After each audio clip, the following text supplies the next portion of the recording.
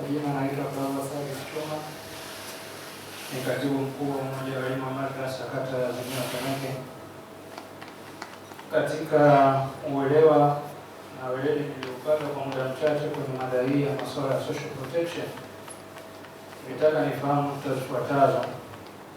Cha kwanza, mkufunzi hapa alitueleza kuhusiana na mifumo ya benefit ambayo mtu anaweza akanufaika nayo kwa kuzungumzia kwenye defined benefit na benefit from investment. Na tumejaribu kuona kwamba undani wake, mtu anapokuwa amecontribute zile amount zake, kuna ulazima wa zaka kutoka ili kuisaidia ile jamii. Na akatupigia mfano kwa upande wa ZSSF, maanake wao walichukua defined benefit katika kuwafavor wale contributors. Je, in case kama tuna operate Islamic alafu tumechagua njia hii ya benefit from investment, katika utaratibu wa zaka unakuwaje kwa mtu alafu ikitokea ile investment haikutoa matunda yale yaliyokusudiwa? Nilikuwa naomba kufanuzi kwenye hiyo. Lakini pia eneo lingine, hiki tunachokuwa tunachangia kwenye social protection zetu kwenye system ya hizi social fund zetu, je, kuna uwezekano kwenye system za kibenki kwamba zikazitenzi pia zile contribution zetu kama ni sehemu ya security, labda kama nataka nikope somewhere zitumike kama collateral as a fixed deposit somewhere? Lakini pia katika eneo la gratuity ambao ulizungumza, kama tukiwa tunaifanya hii Islamic social protection, pia na yenyewe kigezo kinabaki ni vile vile, unakuwa na huo mfumo wa kiinua mgongo au unakuwa na utaratibu tofauti kwa operation yake? Kwanza nishukuru kwa kupata maswali, kwa sababu kama tungezungumza ndio tukaondoka bila kuna mtu ambaye anauliza maswali, basi tungejiuliza si wenyewe kwamba je, tumefahamika au tumezungumza tu. Tukianza na swala la Bwana Yusuf Muhammad kwamba je, tunawezaje kuwafikia wale ambao wako vijijini tukawaanzishia hifadhi za jamii alafu baadaye tukawaacha waendelee wenyewe bila ya kutokana na mazingira yalivyo ya vijijini. Katika presentation tulisema kwamba hifadhi za jamii ziko za namna tatu. Ipo individual, ipo ya community, ipo na ya nation. Kwa maana ya nchi kama nchi ikaweza kufanya au kutengeneza taasisi ambazo zikasimamia masuala ya hifadhi ya jamii. Na tumegusia zaidi katika zile ambazo za kinchi, lakini upo uwezekano wa jamii zenyewe kujitengenezea mifumo ya hifadhi ya jamii. Mtume sallallahu alaihi wasallam alisema katika moja ya mambo ambayo aliyakubali ni kwamba kabla kuja kwake yeye kulikuwa na jamii wanaitwa Ash'ariyina, walichokuwa wanafanya wakipata njaa, kila mmoja katika jamii anachangia kwa uwezo wake chakula katika ile jamii. Kwa hiyo mwenye nyingi anatoa, mwenye kingi anatoa kingi, mwenye kidogo anatoa kidogo. Halafu kwenye kugawanywa wanagawana sawa sawa. Sio, imefahamika? Yaani tujalie kwamba tushajua kwamba hapa sasa hivi ni kipindi cha ukame. Kwa kila mmoja anatoa akiba yake ya chakula. Kama ni mpunga, mwingine atatoa kilo 1, mwingine atatoa kilo 100. Alafu inaikwa pamoja chakula kile, kisha kinakuja kugawanywa kwa watu wa jamii ile sawa sawa, kwa mujibu wa mtu kuweza kumsustain katika ile maisha, kwamba asiwe amepata njaa. Kwa hiyo kama kila mtu anapaswa kupata robo kilo, aliotoa kilo 1 atapata robo kilo, aliotoa kilo 100 atapata robo kilo, na aliokuwa hajatoa atapata robo kilo. Kwa ni taratibu ambao ulikuwa katika community level, lakini Mtume sallallahu alaihi wasallam akaukubali kama utaratibu huo uendelee. Kwa hiyo taratibu za community zipo zinakubalika, ni namna tu ya kuangalia ni namna gani, kwa sababu kuna ile case by case, ni namna gani jamii ile utaisaidia ili uweze kupata hizi hifadhi za jamii, sababu na hifadhi za jamii ziko namna nyingi. Lakini issue inakuja kwenye accountability na commitment. Tunaona hapa sijui kuna nini vikoba, sijui kuna SACCOS. Mtu akishakupata pesa haonekani, simu hapokei. Wale wanaochangia pesa zao zishaenda. Kwa hiyo kwenye usimamizi huwe tuna utaratibu maalum ambao unaweza kuhakikisha kwamba kwa mujibu wa community ile, zile fedha ambazo au kama kuna michango ambayo inatolewa kweli inawafikia walengwa na kweli inafanywa kazi kwa kile namna ambavyo inatakiwa. Swala la Bwana Omar Mavura, kuna conflict of interest na swala la scholars.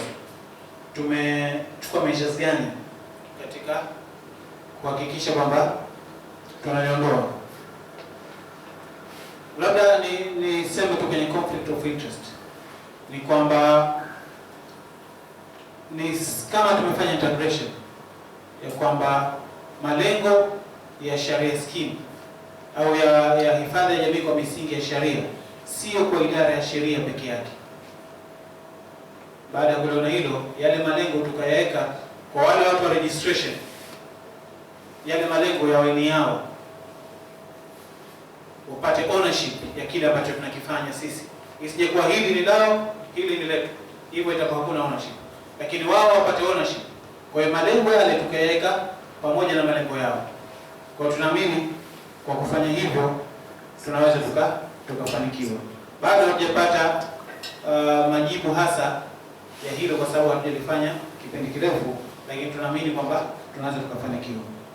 Lakini kwenye upande wa scholars ni kurudi katika jamii na kuona ni namna gani jamii inavyofanya kazi. Tukishakuona kwamba jamii kumbe ni kweli wakipata jambo lolote wanamfuata shekhe fulani, sisi sasa ni kwenda kukaa na yule shekhe. Hapa kuna issue 1, 2, 3. Je, wewe unaonaje? Mwakilishi wa PBZ alipokuja hapa alizungumza sana, lakini akataja kwamba tunatoa financing ya mikopo. Sasa hapo ukishakusema mikopo, wataalamu wetu wa scholars wa Islamic wanajua kama mkopo hutakiwi kupata manufaa yoyote. Ndio vitabu vilivyoandikwa. Abul Hassan hutakiwi kupata manufaa yoyote. Sasa iweje benki inatoa mkopo halafu inakwambia ukilipa ulipe na ziada? Hiyo ndio hoja yao ya msingi. Lakini je, wanajua namna benki inavyofanya? Moja. B, sisi wenyewe watu wa benki, watu wa Islamic Finance, tunapoenda kwa jamii, tunawaambia vipi? Tunawaambia vile vile kwamba tunatoa mikopo kwa sababu ndio lugha iliyozoeleka.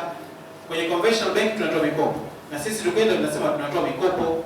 Tukisema tunatoa mikopo ndio tunatengeneza question. Kwa sababu mkopo hutakiwi kupata manufaa yoyote. Sasa wale ukawaambia kwamba benki haitoi mikopo. Sasa ukaenda kuambia benki haitoi mikopo, inafanya 1, 2, 3. Atakusikiliza. Kesho akaenda mtu wa benki akasema tunatoa mikopo. Contradiction. Kwa hiyo ndio pale akasema kwamba ni kwa pamoja.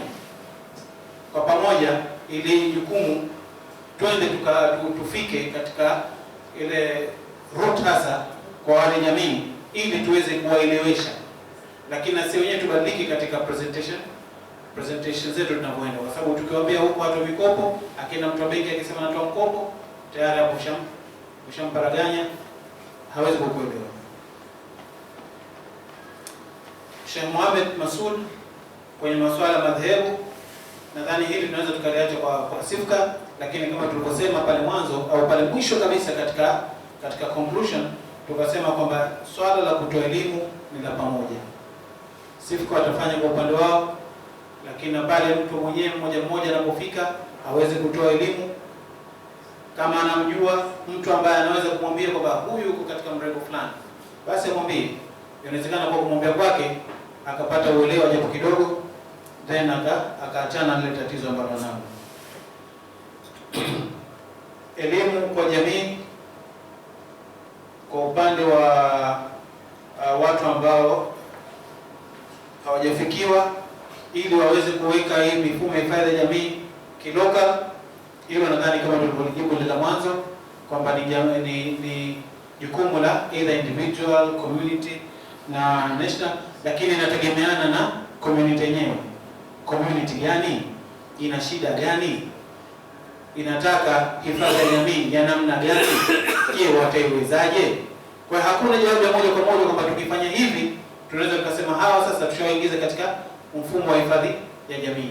Mifumo ipo mingi, inategemeana na case by case kama nilivyotangulia kusema, kwa namna ile jamii inavyotaka na uwezo wake wa kuweza kumanage ule utaratibu wa hifadhi ya jamii, lakini ni jambo ambalo linawezekana.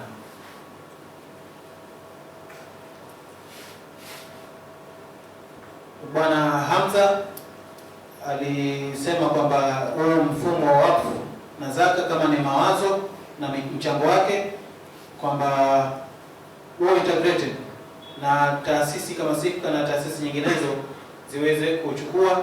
Nadhani ni maoni mazuri, lakini nitawaachia SIFCA wenyewe wajibu. Lakini zaka hasa, zaka ikiwa itasimamiwa na taasisi, inawezekana ikawa ni tatizo. Zaka ili ifanye kazi isimamiwe na serikali, kwa sababu lengo la zaka si kutoa mtu zaka. Alimalizia hapo, lengo la zaka ni namna gani inatumika zaka, na moja katika lengo kubwa la zaka ni kuhakikisha kwamba aliyepewa zaka ndiye na kesho anao uwezo yeye kutoa. Lakini ikiishia tu kwamba taasisi zinapokea zaka halafu zinagawa, leo huyu kapewa 10,000, kapewa 100,000, akitoka tu nje kesha kwa madeni chaimaliza, ile inakuwa unamfanya yule mtu awe ni tegemezi kila siku. Na sometimes unaweza kumfanya mtu awe hafanyi kazi kwa kujua kwamba taasisi fulani itakuja kulipa zaka. Lakini ukiwa kuna mkono wa serikali kuhakikisha kwamba huyu anaopewa zaka kwanza anastahiki, B anao uwezo wa kutoka hapa alipo akafika upande mwingine, akasaidiwa kimawazo na akasimamiwa. Kwa sababu kwenye kusimamiwa taasisi zetu sidhani kama zinaweza. Kwenye kusimamiwa ni serikali, akasimamiwa akaweza sasa kufikia yale malengo ya ile zaka aliyopewa mwakani, yeye ndio atoe zaka, asisubiri kupewa. Kwa ni jambo kubwa, lakini tunasema kwamba lilokuwa halipatikani lote, hatuwezi kuliwacha lote. Maana yutraku kullu la yutraku jullu. Tunaweza tukafanya katika community level, tukaona impact yake, pengine ikachangia community nyingine nazo kuweza kufanya, then ni jambo la kiserikali. Swala la lazima wa zaka katika mifumo ya DC lililoulizwa na Bwana Abdullah Thabit. Tunachokitolea zaka si mafao. Kinachotolewa zaka ni collection ambayo ipo katika mifuko ya hifadhi ya jamii. Umekuwa unachangia kila mwezi. Kwa hiyo baada ya miezi 12 kupita, inawezekana shilingi 10,000 ambazo unazichangia zimefikia 120,000. Kwa hiyo zile ndio ambazo zinatakiwa zitolewe zaka, lakini sio yale mafao ambayo unayapata. Kwa hiyo pale utatolea zaka zile fedha ambazo, kwa upande wa DC utatolea zaka zile fedha ambazo umezichangia. Zile ambazo utapewa kama ni mafao yako, nazo zile zina hukumu yake katika masuala ya zaka. Wapo wanaosema kwamba ukipewa tu unatoa zaka hapo hapo. Wapo wanaosema kwamba ukishakupewa ukae tena zipite miaka miezi 12 ili upate kuzitolea zaka. Kwa hiyo hiyo ni nini nyingine. Kwenye upande wa DB kama tulivyosema, hiyo haitolewi zaka kwa sasa hivi. Nadhani kuna swali moja la mwisho. Contribution iwe kama ni security. Moja ya kilichofanya kutokea kwa global financial crisis, hizi derivatives, karatasi ya fedha kupandishia mpaka mwisho ki collapse, chini au juu, na mfumo mzima umecollapse. Ndicho ambacho kilipelekea financial crisis. Kwa hiyo kwa upande wa contribution kuwa kama security au nadhani tulipokusudia kwa kama ni security ya kuweza kwenda kukopea, inawezekana kimifumo hasa ikaja kuleta tatizo katika mifumo ya kifedha kutokana na masuala ya kupandisha derivatives. Kwa hiyo ni jambo la kuliangalia kwa undani wake. Kwa ni swala ambalo tunaweza tukalichukua tukaliangalia, lakini jawabu ya haraka kwamba si jambo zuri kwamba wewe una karatasi alafu ukenda ukatafutia fedha katika mifumo hii ya kifedha, na katika mifumo ya Kiislamu nayo ni risk inakuwa ni kubwa zaidi, na unajumuisha watu wengi katika ile swala la ile risk. Kwa hiyo inawezekana ikawa ni tatizo. Swali la mwisho liulizwa kwamba gratuity, sijalifahamu kidogo ile la gratuity, yani kwenye Islamic mfumo wa Islamic kwenye social protection kwamba inahusisha hicho swala. Okay. Tulipotoa mada hapa tulisema kwamba kwenye mifumo hii mafao ya yoyote unaweza kuyatengeneza, na mifumo ya Kiislamu inaruhusu kutoa gratuity pamoja na pensheni au pensheni peke yake au gratuity peke yake. Inategemea namna utakavyo structure na kuwa ni sheria compliant. Na shukrani sana kwa majina, naitwa Omar Saidi. Ni mhitimu kutoka chuo cha FM au Institute of Finance Management katika kozi ya Insurance and Risk Management. Insurance ni moja ya risk management.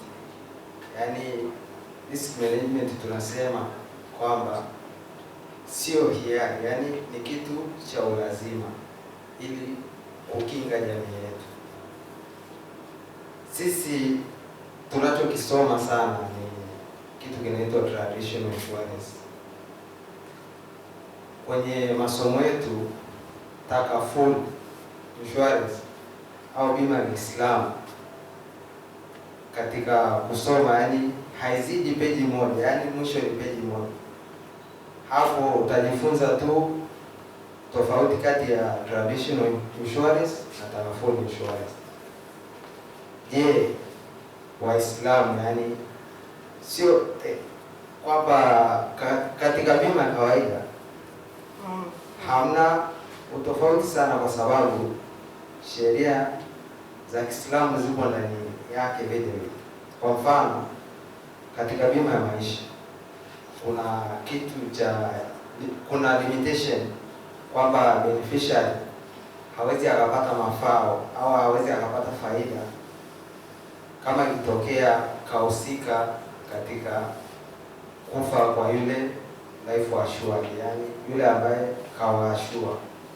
Kwa mfano, ikitokea labda mzazi kwenye life insurance kwamba mtoto alikuwa na mzazi wake, ikatokea ajali, kwa bahati mbaya mzee wake akafariki na yeye akabaki kwenye life insurance, huyo mtoto hawezi akapata yale malipo ikitokea mzazi wake akafariki, hata kama ni kwa bahati mbaya, alafu yeye akasurvive. Je, katika taasisi za Kiislamu kuna jitihada gani zinachukuliwa takaful insurance ikawa nayo ni sehemu at least model moja basi, kwa sababu model ni nyingi za insurance zaidi ya 30, alafu hamna hata model moja ambayo imesimama kusimamia takaful. Yani tukajua basi hata hii ina operate vipi, kwa sababu takaful nao wana bima, lakini hatujifunzi kuhusiana na hiyo bima kabisa. Zaidi tu tunaambiwa tutofautishe kati ya bima hii na bima hii.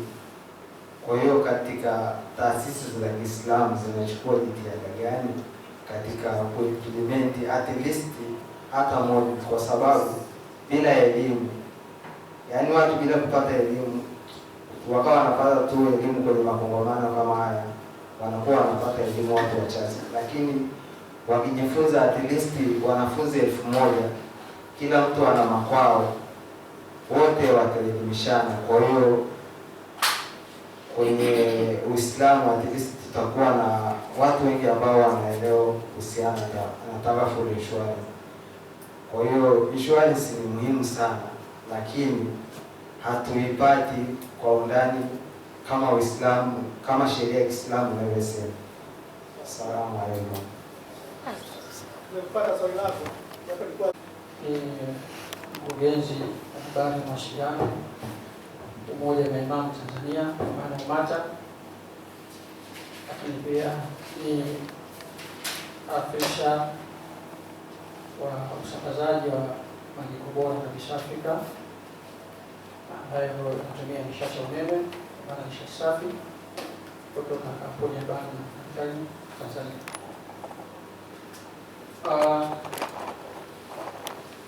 Kwenye si swali, kwa maana ni kama kutaka kujua zaidi, hususan hasa katika hili swala tunasema mkopo, kwamba tumeona kuna aina katika swala la biashara katika mauzo. Kuna tuseme ni aina za mauzo. Tunaona wanasema cash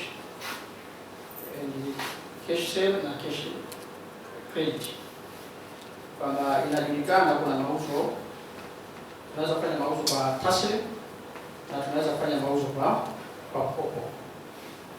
Sasa sijaona tatizo la kutumia neno mkopo, kwa maana kama tunaweza kuna njia za mauzo kwamba tunaweza tukauza kwa cash na tukauza kwa mkopo. Sasa ili inabidi iangaliwe vizuri, na kama kuna lugha nyingine ya kutumia tofauti na hiyo tuijue. Na katika haya pia kuna shida moja ambayo inaendelea mtaani, kwa maana sasa hivi biashara nyingi zinafanyika kwa mifumo hii ya mraba. Sasa hivi watu wanauza simu, hawatoi mikopo ya keshi na wanasema tunakopesha simu. Sasa utasema ile simu inalipa. Sasa ukakopeshwa simu, hajakopeshwa sio simu kwa simu wala hela kwa hela. Sasa vipi watu wanasema nalipa? Kuna mkulima akaenda kukopa trekta, asema nimekupa trekta ile milioni 30 na milioni 35 lipa. Sasa hii mambo ya elimu hizi zieleweshwe vizuri, ili Waislamu waondoe hofu, ili waweze kutumia, kuweza kunufaika na hii mikopo, ieleweshwe vizuri zaidi. Lakini swala la zaka kusema ni vizuri likafanywa na serikali. Hii sasa ni taasisi Waislamu kwa ujumla kusimamia sawasawa, peleka mapendekezo serikalini na likweli lisimamiwe na serikali. Maana nikisema serikali itasema, maana itaweka kitendo ambacho kitasimamiwa na Waislamu wenyewe katika kulisimamia hili, lakini ikawa ni jambo la serikali na ikaleta faida kubwa. Kama tulivyoweza kupambana kuingiza hijabu mashuleni, sawa na watu wakapambana kwa kweli, hatuwezi kushinda pia hili. Kama leo tumeweza kupata leseni kwenye mabenki ya Islam, kwa nini pia isiwe sehemu ya serikali kusimamia masuala ya zaka? Inshallah.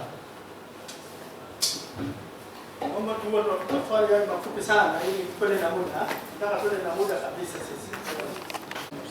Kwa majina naitwa Tariq Abdi Bimbo. Kuna kitu kimoja nakisikia sana ambacho nitaka niujue undani wake. Kitu chenyewe ni UDT Arms. Je, ni halali au haifai? Tena chengine tunataka nijue tofauti ya bondi na sukuku. Asalamu alaykum.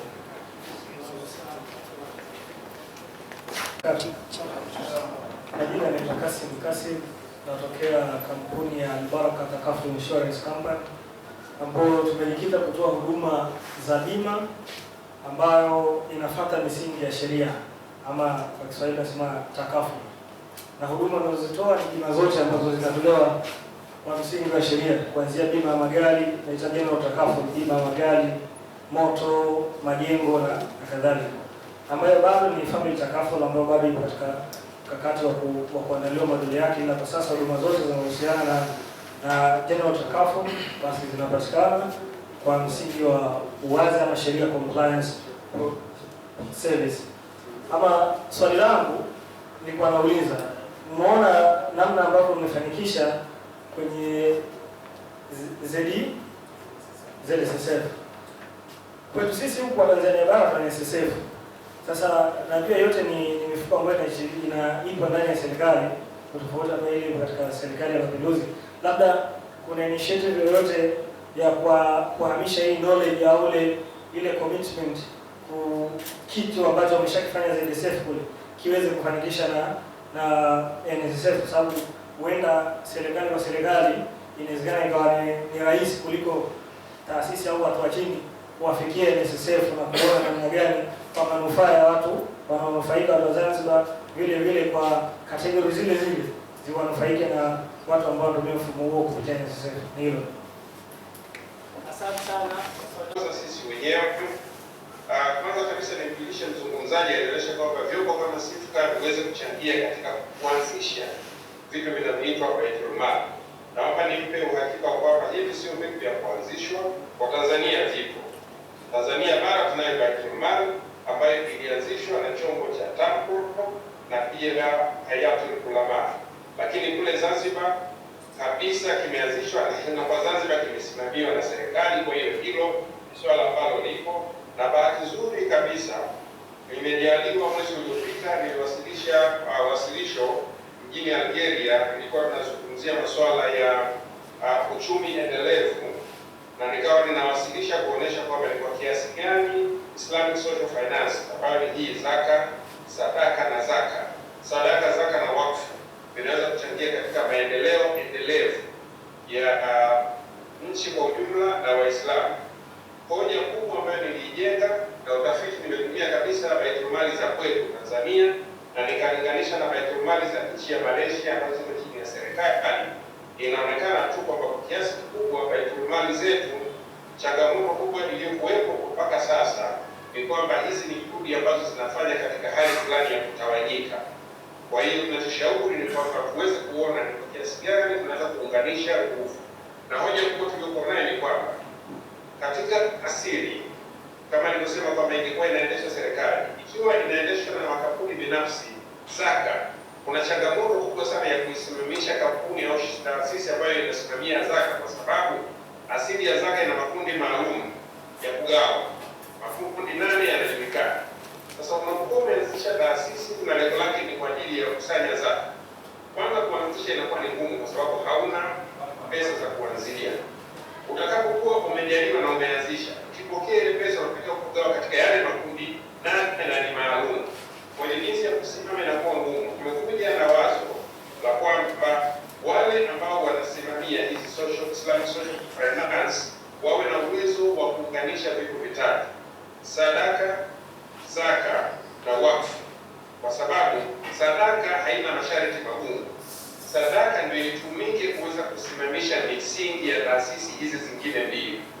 Kwa mfano kama inakuwa ni taasisi ya zaka, iweze kupokea sadaka na itumie sadaka kuweka mifumo. Kwa tatizo kubwa lililokuwepo ni mifumo, na mzungumzaji amezungumzia katika swala lazima la accountability, yaani uwajibikaji. Hauwezi kuwajibika kama hauna mifumo thabiti. Lakini ukiwa na mifumo thabiti ni kwamba zaka utakuwa kwanza una uwezo ili uweze kutoa zaka, elimu itakayotolewa. Ili elimu itolewe lazima uende pale uwafikie watu, na kuwafikia watu kuna gharama. Huwezi kusema unatoka unaenda mikoa ya kusini, kaskazini, magharibi kama hauna msingi wa hii kazi.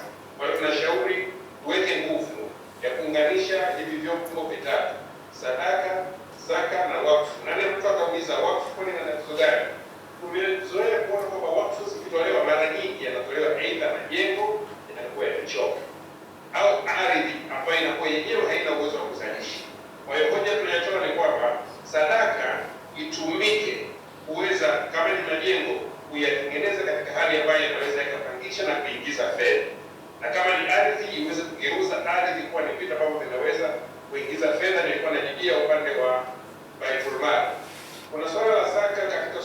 security investment. Nadhani hili amelijibia vizuri, na wataalamu wanasema inategemea na aina ya hii social security, kwamba zaka, moja ya masharti ya zaka ni kwamba kwanza iwe imefikia nisabu, lakini pia uwe na umiliki halisia. Mifuko mingi hii ya hifadhi za jamii ni kwamba wakati unachangia unakuwa hauna umiliki kamili kwa wakati ule, kwa sababu hauna maamuzi na ile pesa iliyo kule, na ndio sababu akasemea hapo kwamba zaka wao kama taasisi wanatakiwa walipie kile walichokuwa nacho wamemshikia mtu, lakini na mtu atalipia kutokana na wakati ule anapokuwa anapokea. Kwa hiyo katika maulama wanatofautiana kwenye hilo, lakini mwongozo mkuu uliokuwa ni kwamba inategemeana kama ni aina gani ya hii michango, na michango ambayo unaweza ukawa unatoa zaka kwa sababu unahesabika unao umiliki. Kwa mfano kama alivyosema, michango ya NSSF ni ya hiari. Michango ya NSSF wameweka hiari na wanakwambia unaweza ukachukua wakati wote. Kwa maana hiyo katikati ya mwaka inajulikana kwamba hii pesa unayo na unaweza ukachukua. Kwa hiyo ile unahesabika kwamba ikifikia nisabu unawajibika kulipia zaka. Kulikuwa na swala la savings kama sehemu ya social contribution, ameelezea mzungumzaji, lakini tunaweza kusema kwa njia mbadala Waislamu wakiweza kuamka. Kuna swali limeulizwa mbele tulijibu, lakini kwa kujibu swali hili linalingana. Waislamu sasa hivi ni kwamba kuna njia, kuna haki fulani za Kiislamu subuku. Badala ya kufikiria kwamba savings mtu alizoweka benki ya kuzifanya kuwa ni collateral kwa ajili ya kuchukulia mikopo na kadhalika, sasa hivi ni kwamba kuna hizi instruments. Sukuk, ukiweka sukuk ile certificate yako unaweza kuitumia kwa malengo hayo, kama ilivyosemekana mada ni ndefu ya sukuk, lakini ijulikane kwamba njia zipo. Na swali lingine lililoulizwa ni malengo kweli linakwenda sekta ya jiji katika yale ya mwanzo. Swala zima la takaful na bima na mitaala ambayo ipo IFM na sehemu zingine zote. Tunashukuru kwa muulizaji. Hiyo ni changamoto ya sekta kama ambavyo mzungumzaji alizungumzia kwamba tumetoka mbali na Islamic finance. Kuna mengi ambayo yamefanyika. Hii takafuli yenyewe ya serikali imetoa miongozo mwaka 2022. Kwa hiyo katika jitihada ambazo zinafanyika ni kwenda hatua kwa hatua. Na hatua tuliyofikia sasa hivi SIFCA ikiwepo. SIFCA ina kitu kinaitwa SIFCA Academy, na moja ya mandate ambayo wamepewa na TIRA ni kuhakikisha kwamba tunazo hizi kozi ambazo watu watafundishwa, lakini pia kufanya ushirikiano na vyuo na kadhalika kuhakikisha kwamba tunatanua syllabus walizokuwa nazo. Kwa sasa vyuo vingi ni kwamba wanafundisha bima kama bima, lakini kwa sababu mwongozo umekwisha toka, ni jambo ambalo tunasema tutegemee kwamba itakwenda linakuwa taratibu, yajayo yanafurahisha. Kuna swali Sheikh Jafari kutoka Omaka ameuliza kuhusiana na cash na credit sale. Sina uhakika kama mzungumzaji wetu pia tutamwachia kwanza aweze kujibu, pale atakapoishia naweza nikaipokea inshallah. Na Sheikh Abdallah Limo ameulizia UTT, nadhani hili ndio linaonekana kabisa katika maswali ambayo hayahusiani na hifadhi ya jamii.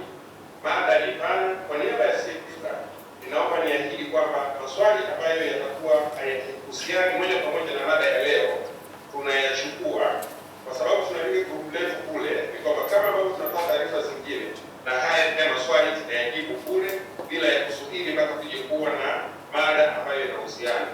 Asante sana mwongozaji, naomba nirudishe kama kuna uwezekano wa kujibu swala la cash na credit sale, lakini halina uhusiano kabisa na hifadhi ya jamii. Tunaweza tukaiahirisha kama tutakuwa tunataka kuokoa muda, hususan kwa sababu watu hawajasali adhuhuri na tunatofautiana upokezi wa fatwa kuhusiana na swala ya jamaa kupita wakati tumekaa tunaendelea na majukumu yetu. Na kurudishia mwongozaji kabla ya kufika mwisho, kama ulivyosema kama nitakuja tena katika kufunga. Asante sana. Tunashukuru sana katibu. Labda nisema kwamba sitaki kujibu swali kwa sasa, sababu maswali mengi katibu kiamaliza, na lakini kisha tupa indhari ya muda, hasa muda wa swala. Lakini mimi nizungumze katika ule uelewa wa mikopo. Shetani pale aliposema kwamba ni kweli kwenye Uislamu upo uwezekano wa kupata huduma sasa hivi halafu ukailipia baadaye, lakini issue inakuja kwenye jamii wanapopokea. Kipindi cha nyuma tulikuwa tumezama katika conventional banking. Sasa ile conventional banking uelewa wake, terminology zake pamoja na ufanyaji kazi wake tumeuchukua kama ulivyo, tumeuleta katika Islamic banking, na hicho ndio ambacho kinaleta contradiction. Kubwa ni kwamba ni elimu kwa wale ambao tulisema wanarudiwa katika jamii, lakini elimu kwa wale ambao wanataka zile huduma. Tukifanya hivyo tunaweza tukafika pahala sote tukawa tunazungumza lugha moja. Assalamu alaykum warahmatullahi wabarakatuh. Wataalamu na wananchi wote wamekufuatilia mdahalo huu wa leo. Kwa niaba ya SIFCA ninapenda kutoa shukrani za dhati kwa ushiriki wenu mkubwa na mchango wenu katika mjadala huu muhimu sana.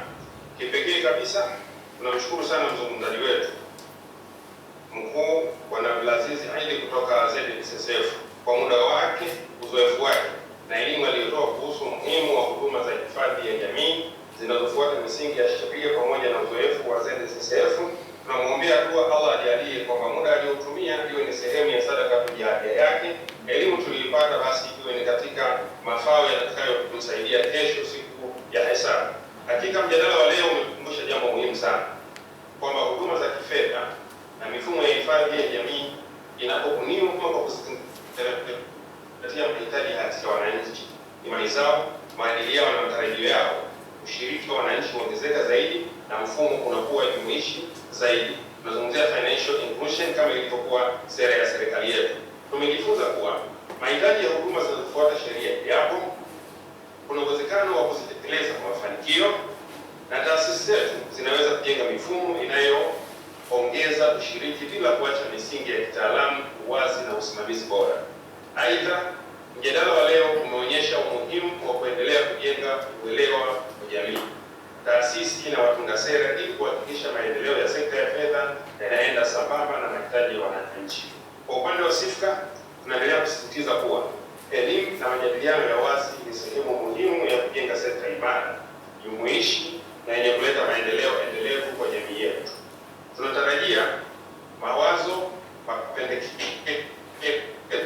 na mijadala ya leo itaendelea kuwa sehemu ya safari ya maendeleo ya mfumo bora ya kifedha na kijamii nchini Tanzania.